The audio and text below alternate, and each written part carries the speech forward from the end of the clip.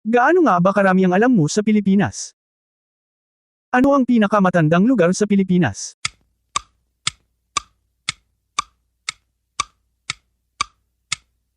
Letter C. Cebu. Sino ang ama ng wikang Pilipino?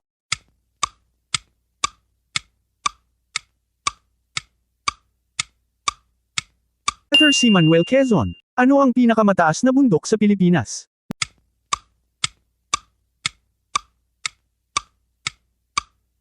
Letter C. Mount Apo. Saang lugar ang summer capital ng Pilipinas?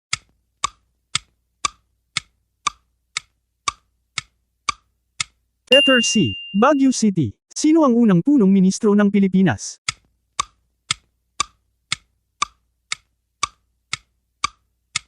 A.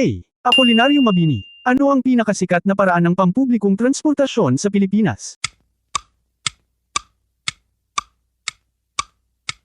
Letter B. Jeepney. Nasaan ang culinary capital ng Pilipinas?